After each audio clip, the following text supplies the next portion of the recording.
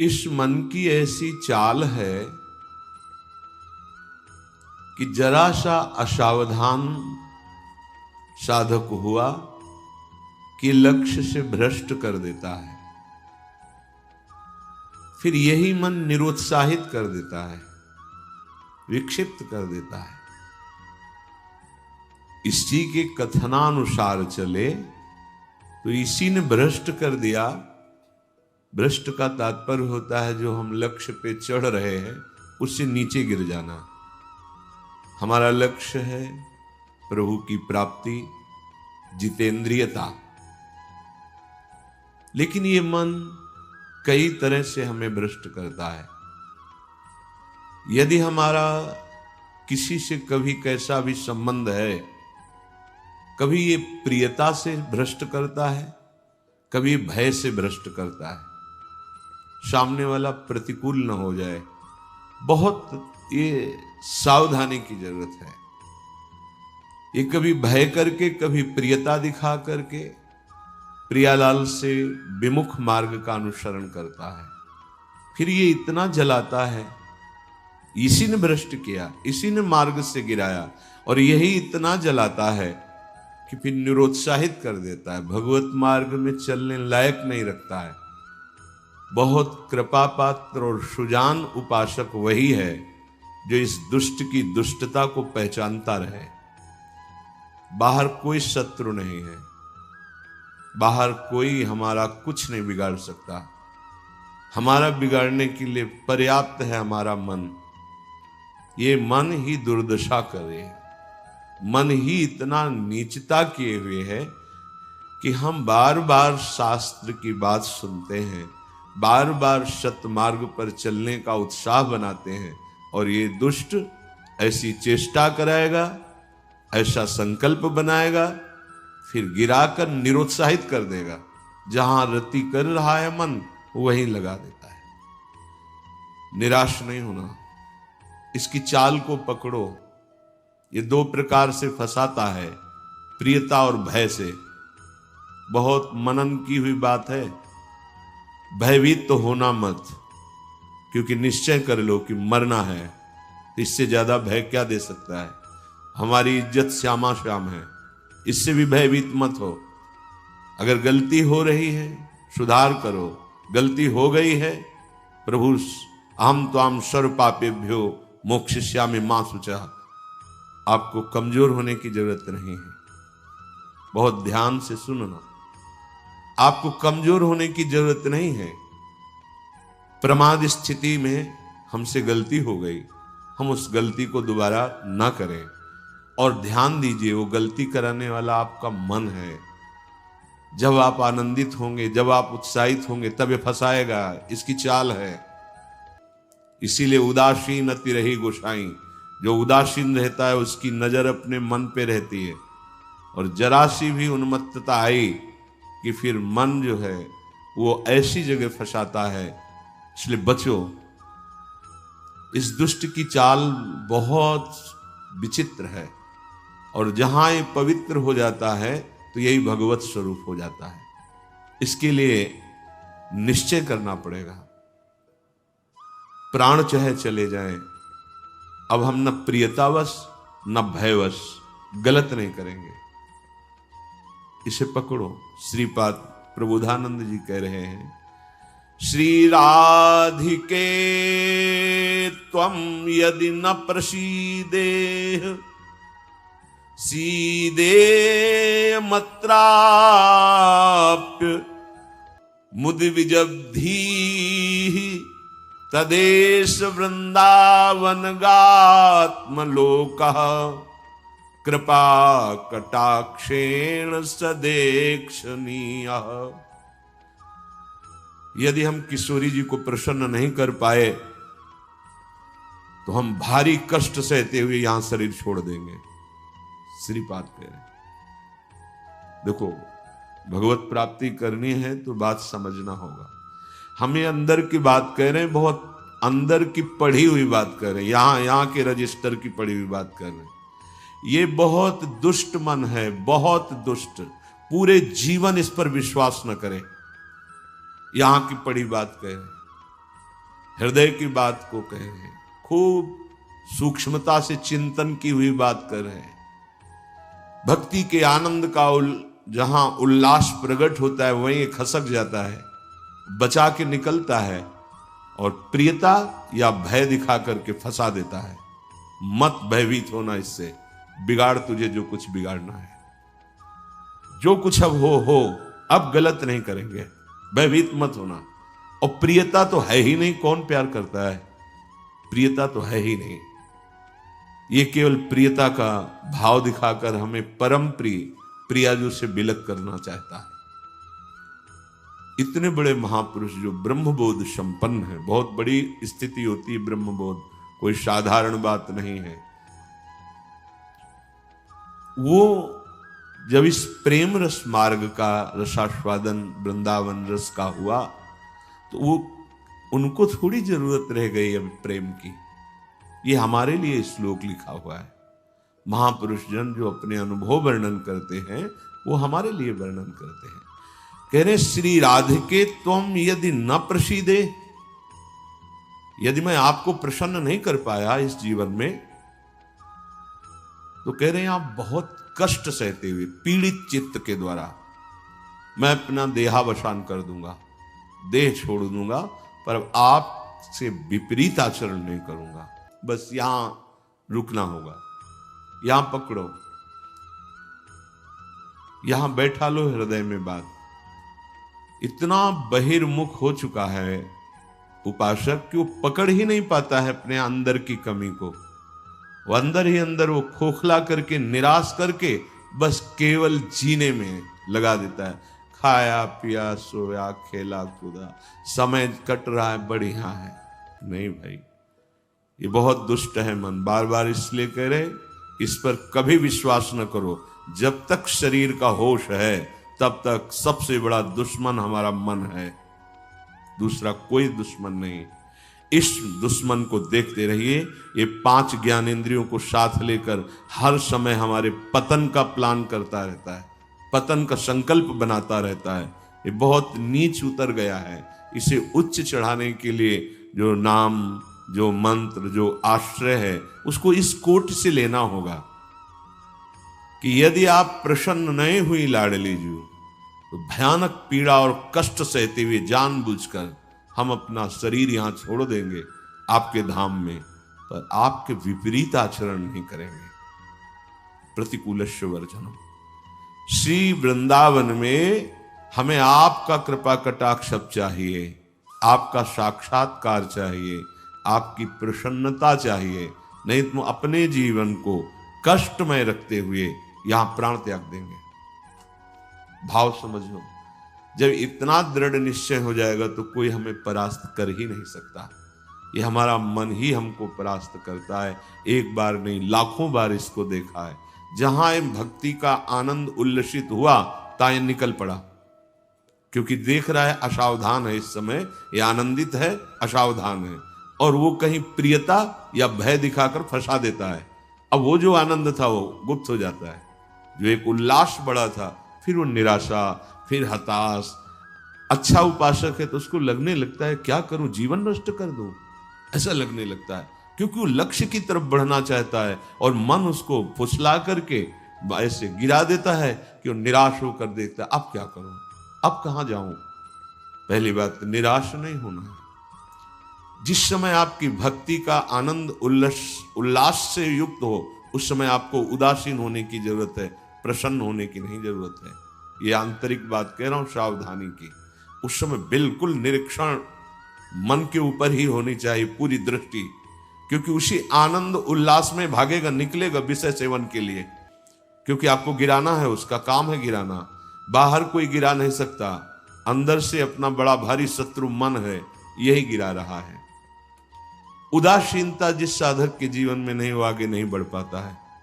उल्लसित नहीं होना, अंदर उल्लास, तो पूरी की पूरी एकाग्र दृष्टि मन पर। कहीं हमारा मन उल्लास में के छिद्र से भागकर कहीं फंसाने तो नहीं जा रहा है। हमने देखा है इसको 2 तरह से फंसाता है, एक प्रियता और एक भय। भय मान सम्मान, यश कीर्ति, लोक लज्जा, इसका, और प्रियता कि हमें बहुत प्यार करता है। दो स्थिति में मन भागता है और साधक को गिरा देता है। तो साधक का निश्चय होना चाहिए कि अब या तो प्रियाजू की मुस्कान, नहीं तो प्राणों का समर्पण। अब सौदेबाजी मन से नहीं होगी। अब हम जलने के लिए तैयार हैं। अब हम सौदेबाजी नहीं करेंगे कि है मन प्रसन्न हो जाए तो भजन में सहयोग करेगा। ये नीच कभी नहीं करेगा सहयोग। इसको तो जलना ही होगा, बिना जलाए आगे नहीं बढ़ सकते। महापुरुषों ने कहा है कि यदि आप अपना जीवन प्रभु के चरणों में न्यौछावर करने के लिए तैयारी कर ली है, जैसा श्रीपाद कह रहे, ये न्यौछावर है, या तो प्राण समर्पित, कष्टपूर्वक हम शरीर, या फिर आप मुस्कुराओ। बीच में हम स्वीकार नहीं करेंगे इस मन की मनमानी आचरण। बहुत निकृष्ट है, बहुत रुलाया है, बहुत परास्त करता है। पूरा जीवन हो गया है इसको लगाते ही लगाते, तो इसको पढ़ पाए हैं कि हाँ ये है क्या चीज। बहुत नीच प्रवृत्ति है इसकी। एक क्षण तो ये वैराग्य की स्थिति में, एक क्षण में आपको लगेगा भगवत प्राप्ति की स्थिति, और एक क्षण में इतनी गंदी स्थिति पैदा कर देगा कि लगेगा अभी तक जीवन में कुछ हाथ ही नहीं आया। साधक की धज्जियां उड़ाता रहता है मन। और गुरु कृपा पात्र जो चाल इसकी समझ गया, हर चाल पे वही लगाम खींच दी, बच गया। नहीं, बहुत नीच प्रवृत्ति का है ये। अगर इसको समझ पाओगे तो आगे बढ़ पाओगे, नहीं तो निराशा पैदा करके भगवान से विमुख कर देता है। लाखों चलने वालों में कितनों को गिरा दिया, आगे बढ़ने लायक नहीं रखा। इसी मन का खेल है। तुम अपना जीवन प्रभु के चरणों में न्यौछावर कर दिए। अब उनकी कृपा की बाट जो होते हुए मस्त रहो।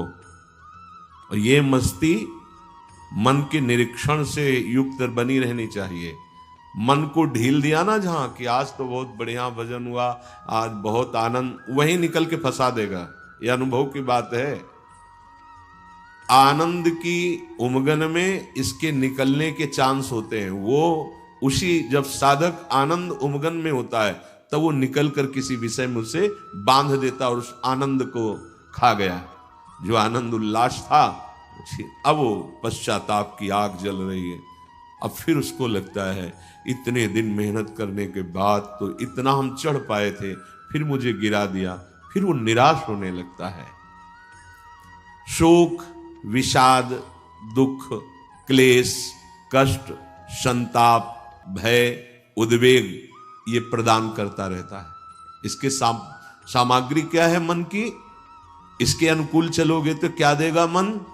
कह रहे हैं शोक पक्का, पर पकड़ में तो है नहीं। ये बहुत खिलाड़ी है, खेल करके और ऐसे तदात्म में बैठा है। तदात्म में कि पीटोगे किसको?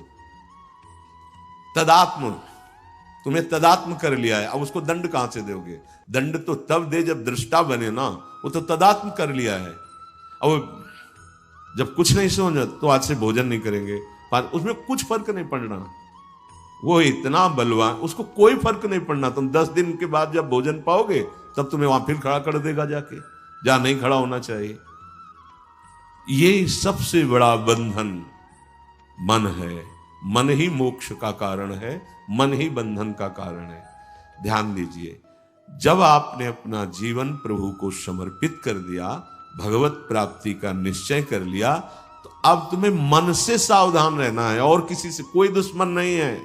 कोई हमें भ्रष्ट नहीं कर सकता त्रिभुवन में। कोई हमारा किसी भी तरह से आनंद का नाश नहीं कर सकता। एक दुश्मन है, वो है मन। ये बहुत अनुभव की बात कहते हैं।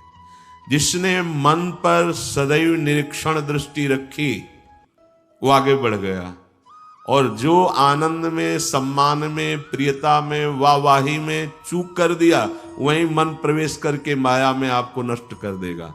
लक्षण मन के पास क्या है खजाने में? जब मन के आप अनुकूल चलेंगे, मन के अनुकूल, तो आपको क्या देगा? शोक, विषाद, दुख, क्लेश, कष्ट, संताप, भय, उद्वेग, ये आपको देगा। अगर आप प्रभु के अनुकूल चले,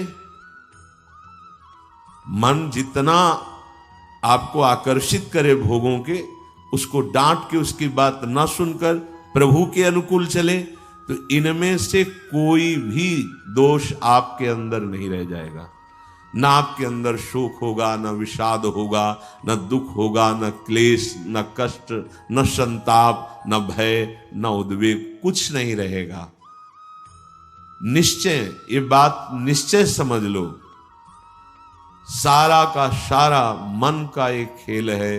जो सब दुखी हैं, सब परास्त हो रहे हैं, सब जल रहे हैं, उसका कारण मन है। ये मन प्रत्येक श्वास यदि अपने प्रभु के सुमिरन में अर्पण कर दी जाए और मन की बात ना मानी जाए, तो प्रसन्नता बढ़ने लगे। स्वाभाविक दो बातें कह रहे हैं। पहली बात तो हर श्वास में नाम जप चले। दूसरी बात, मन की बात नहीं माननी है। इससे लड़ना पड़ेगा। बिना लड़े कोई परमार्थ का योद्धा विजय श्री प्राप्त नहीं कर पाता, और ये बहुत रुलाता है, बहुत दुख देता है। यही प्रतिकूल हो जाता है। पहले फुसलाएगा आपको, तन्मय करेगा, इसे छू लेते हैं, इसे देख लेते हैं, इसे भोग लेते हैं, बड़ा सुख मिलेगा। और आपने यदि उसके अनुकूल कर लिया तो वही फिर शोक, विषाद, दुख, क्लेश, अशांति ये फेंकेगा। अब तन्मयता में वो तुम्हारे बैठ गया है, तुम उसको अपने तन्मयता में ले लिए, तो अब बाहरी दृष्टि रहती है, चलो फिर आज से अन्न नहीं खाते, आज से मौन होते। कुछ फर्क इस पर नहीं पड़ेगा तुम्हारे मौन से, तुम्हारे अन्न त्याग से। इस पर एक बात केवल, इसकी बात माननी नहीं है, बस। हम ये सब करके देखे हैं। कई वर्ष अन्न जुबान में नहीं, आलू गुड़ जो मिला गांव, कुछ फर्क इस पे नहीं पड़ता। ये सब करके देखा है। बस चतुर सावधान वही जो हर श्वास नाम जप करके इसके खिलाफ रहता है। अब देख लो इसकी खिलाफत करना कितना कठिन बात है। मनोवेग है ये। इस वेग को जो सह गया उसको महात्मा, टूट गया वही दुरात्मा बना देता है। बहुत निंदनीय आचरणों से युक्त है मन। आप देख लो, अगर इसको सुधारना चाहते तो इसके खिलाफ कमर कसनी पड़ेगी आपको। जबरदस्ती इसको भजन में लगाना पड़ेगा और इसकी बात नहीं माननी होगी। नाम में बड़ी सामर्थ्य है। मतलब ये जो हम कह रहे हैं, अब कैसे तुम्हें स्थिति कैसे बताएं, ये बड़ी ऊंचाई से गिरा देता है मन। ये कोई छोटी मोटी शक्ति नहीं है मन। इंद्रियाणाम मनश्चास्मि, ये भगवत स्वरूप है। ऐसा खेल रचा गया है माया का, ऐसा रचना रची गई कि अगर इसका सपोर्ट ना करो तो जीना मुश्किल है। ध्यान देकर देखो, सारा खेल तो इसी के अंतर्गत, और सपोर्ट करो तो जीना मुश्किल है। अब निकलो इस खेल से, निकलो तो परम पद मिल जाएगा।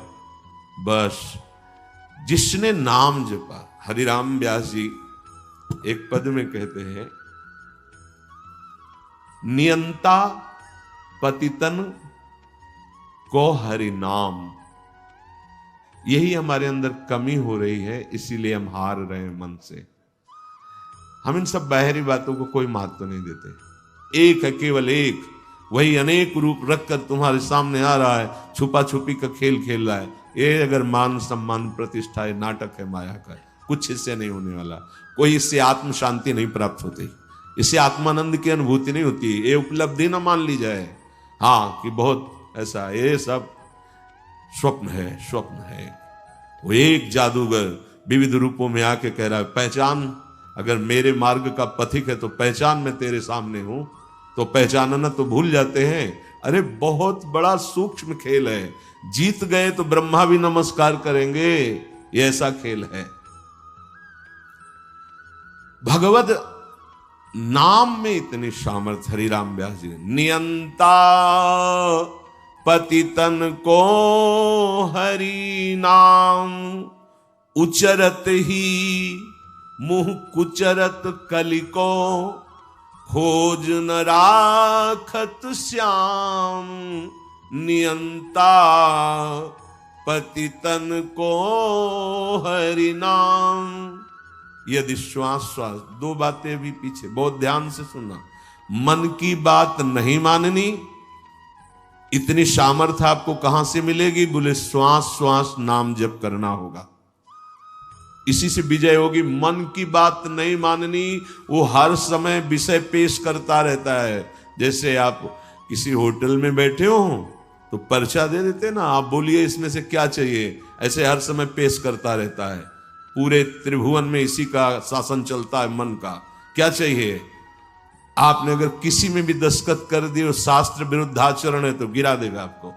बहुत होश में, बहुत होश में। वो होश तब माना जाएगा जब हर श्वास आपका नाम चल रहा है।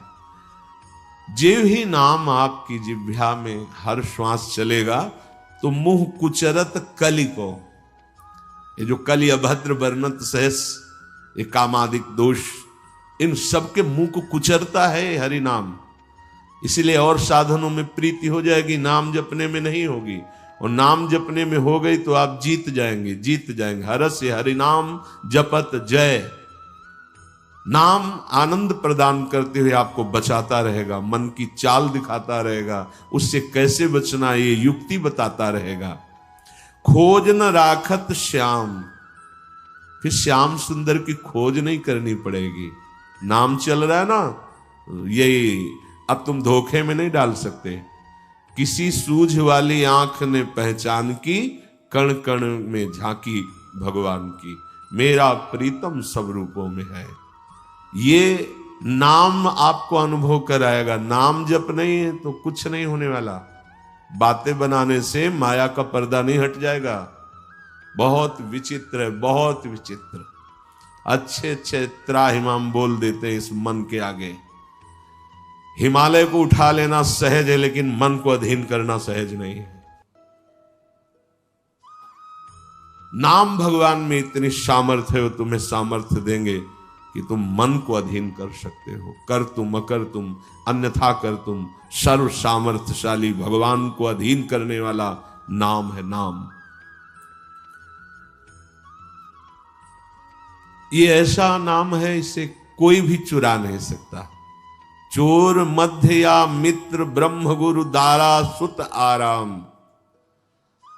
चोरों के बीच में भी हो तो चुरा नहीं सकता नाम को। कोई मित्र हो तो हिस्सेदारी इसमें नहीं कर सकता। ब्रह्म स्वरूप होते हुए भी तुम जो दुख में डूब रहे हो उसका कारण है कि नाम नहीं।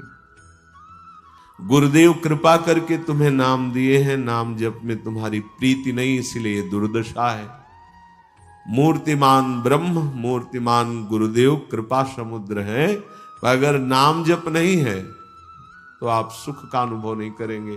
तो नाम ऐसी वस्तु है कि जो चाहे चोरों के बीच, ये चोर ही है काम क्रोध लोभ मोह मद मत्सर, और चाहे मित्र के बीच में हो, ये नाम आपको सुरक्षित रखेगा। कोई भी आपको मित्रता के द्वारा नहीं फंसा सकता, ना कोई ठगी कर सकता है इस नाम की। ये ब्रह्म स्वरूप है, ये गुरु स्वरूप है। और जैसे गृहस्थी में हर सुख पुत्र पत्नी आदि के द्वारा प्राप्त होता है, जिसने नाम को अपना सब कुछ मान लिया तो नाम सर्व सुख दाता है, उसको फिर किसी और की जरूरत नहीं रहती। जैसे घर परिवार में आदमी आता है, बच्चों के साथ हंसता खेलता है, उसे सुख मिलता है, नाना प्रकार की गृह सामग्री देखकर हर्षित होता है। उपासक के हृदय में सर्व सुख प्रदान करता है नाम।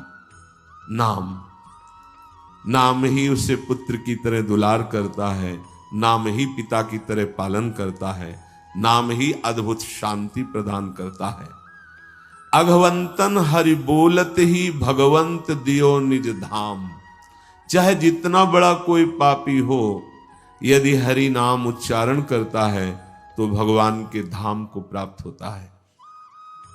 पर बस ध्यान देना है, दो बातें, मन की माननी नहीं है और नाम छोड़ना नहीं है। अगर नाम जप कर रहे हो, ये अनुभव की बात कह रहा हूं, इसलिए कोई प्रश्न की गुंजाइश नहीं। और मन के अनुसार तुम आचरण करोगे और नाम जब भी कर रहे हो तो भी आनंद का अनुभव नहीं होगा। आगे चल के कल्याण हो, मंगल हो, इसमें हमें कोई संशय नहीं है, लेकिन वर्तमान में तुम जलोगे नाम जपते हुए भी। यदि मन के अनुसार चलोगे तो तुम्हें भगवदानंद का अनुभव कभी नहीं हो पाएगा। शरीर छूटने के बाद भगवान जैसे अजामिल को परम पद, वो बात अलग है, लेकिन वर्तमान में जीवन मुक्तता और आनंद का अनुभव मन की बात न मानने से होगा। ये जो मन हमें गलत सलाह दे रहा है, ये जो मन हमें भोगों में फंसा रहा है, आप चाहे जितना प्रयास करें, ये आनंद का अनुभव नहीं होने देगा। छाती की बात कहते हैं, किसी के पढ़े लिखे समझाने की बात नहीं, यहां की बात।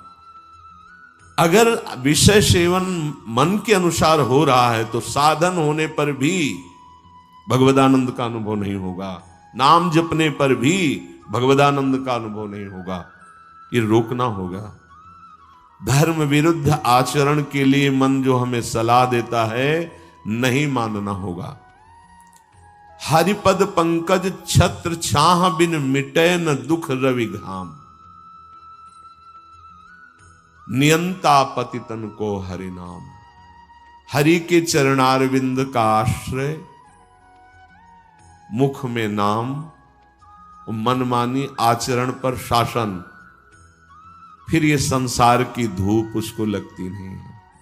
फिर दैहिक दैविक भौतिक कोई भी ताप उसे स्पर्श नहीं करता है। जो हमें आनंद अनुभूति स्थिति प्राप्त होनी चाहिए वो स्थिति नहीं है। बिना स्थिति के बातों से माया पर विजय प्राप्त नहीं की जा सकती। इसलिए नाम जिह्वा से और बुद्धि एकदम सावधान होकर मन की हर चेष्टा पर निरीक्षण। मंगलमय भगवान ऐसा विधान बनाएंगे कि आप सर्वदा सुखी और प्रसन्न रहेंगे यदि आप ऐसे चलेंगे। भगवान हमारे विचारों को देखते रहते हैं। ध्यान से सुनना, तुम जो विचार अंदर कर रहे हो वो भगवान देख रहे हैं। जब भगवान देखते हैं कि इसकी आशा का विषय संसार है, मैं नहीं हूं, तो अब बाहरी हमारी क्रियाएं भक्ति की हो रही हैं, आशा संसार की है, तो भगवदानंद का अनुभव नहीं हो रहा है, हाथ में विफलता लगती है। बिल्कुल अक्षरशः ऐसा ही है। बहुत गुस्सा लगती है मन पर, बहुत गुस्सा कभी कभी लगती है कि ये साधकों को नष्ट करने के लिए हर समय जाल बुनता रहता है। जैसे मकड़ी जाल बुनती है, ऐसे ही बुनता रहता है जाल, और ये खुद जलता है, खुद परेशान होता है, खुद बंधन युक्त होता है।